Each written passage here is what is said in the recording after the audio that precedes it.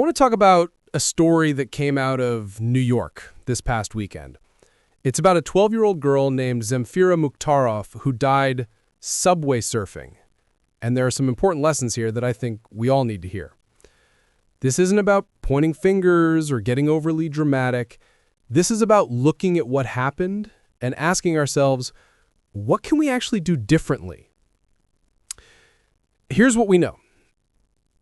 Saturday morning, two girls were found dead on top of a subway car at the Marcy Avenue station in Brooklyn. Zemfira was 12 years old. The other girl was 13. According to reports, Zemfira's mother was making breakfast when she saw the news coverage and recognized her daughter's skateboard and purse in the footage. Zemfira had snuck out of her family's home in Bay Ridge Friday night.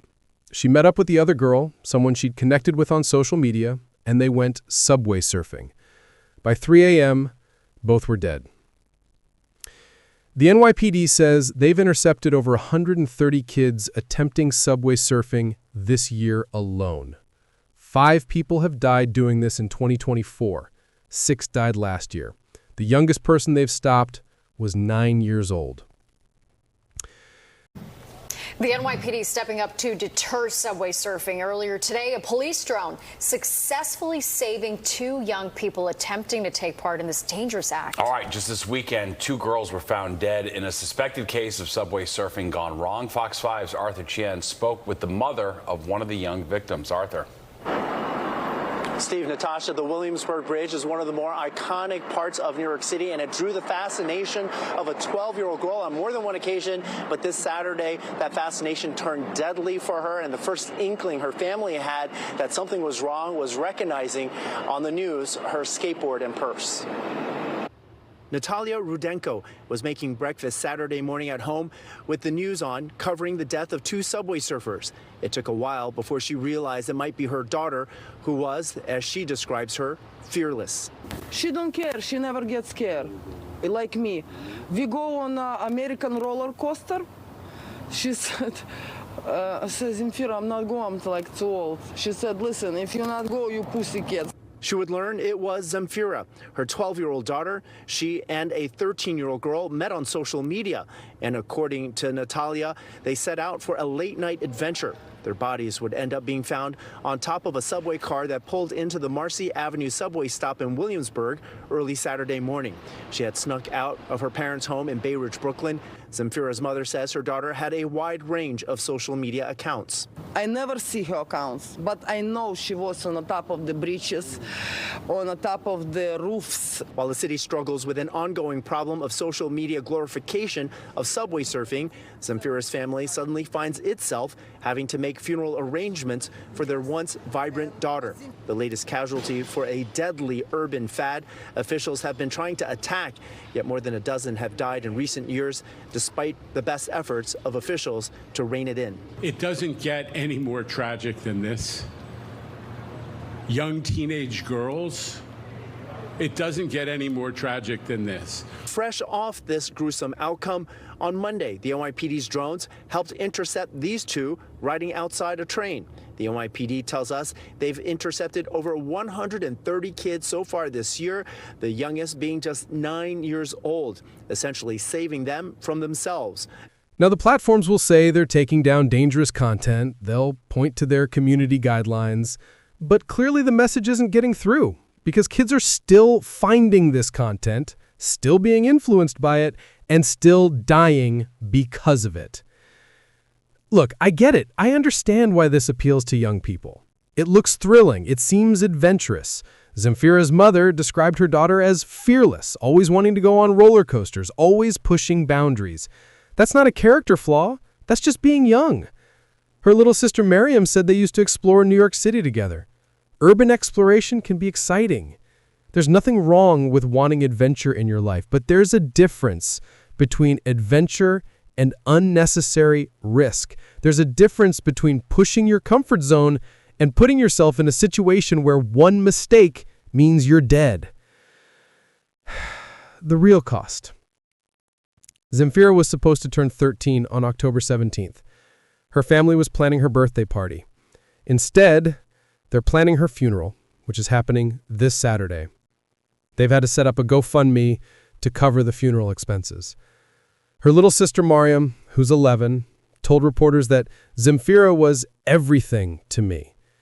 The last time they interacted, they were arguing about something, and Zemfira ignored her. Now Mariam has to live with that being her last memory. That's the reality. Not the exciting videos, not the dramatic music, not the comments saying, "That's fire," or "goals." The reality is a family destroyed, a sister traumatized, parents burying their child, and a life cut short at 12 years old. She was just always there for me. She was everything for me. A little girl facing the biggest loss of her life. 11-year-old Mukhtarov tells me her 12-year-old sister Zemfira was her best friend. We'd explore all NYC. But when her mom saw this video on TV Saturday, her heart sank. With her parents' permission, Miriam spoke with me. And I was like, look, that's her skateboard and that's her coach bag. And I'm like, that's her. The soon-to-be 13-year-old had been killed subway surfing in Brooklyn on a J train. It was 3 a.m. at the Marcy Avenue subway station. The 8th grader was with another girl, a 13-year-old, who Miriam says her sister recently met on social media. Friday night, the sisters were together at their home in Bay Ridge, Brooklyn. She didn't talk to me because she got mad at me, so she kind of ignored me that night, which is kind of sad. She says Zemfira snuck out of the house while the family was sleeping. I feel like it's God's plan to take her. What if he needs her really badly? Miriam tells me her sister didn't talk much about subway surfing, insisting she would never do it. Her message to other young people? I'm like, don't do it, because it's just not worth it. What needs to change? Let's be practical about this. What actually needs to happen? For the platforms, the current approach isn't working. Content moderation needs to be more aggressive when it comes to genuinely dangerous activities, not just taking down videos when they're reported, actively preventing this content from being recommended, from being amplified, from reaching kids in the first place. For parents, this is tough because you can't monitor everything. Kids are tech savvy. They can have accounts you don't know about, but you can't have conversations, regular conversations about what they're seeing online, what their friends are doing, what pressures they're facing. Zemfira's mother knew her daughter had social media accounts. She knew she'd been on bridges and roofs, but maybe she didn't fully understand the extent of it, or maybe she didn't realize how serious the risk was. For law enforcement, the NYPD is trying drones, increased patrols, intercepting kids before they can get hurt, but they can't be everywhere. This is a game of whack-a-mole, and they're always going to be one step behind.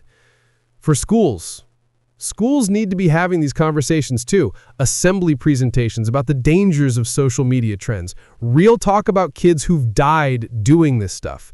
Make it clear this isn't just breaking the rules, it's potentially fatal. To young people, if you're watching this and you've been thinking about trying subway surfing, or you know someone who has, here's what I want you to understand. The people making those videos, most of them got lucky.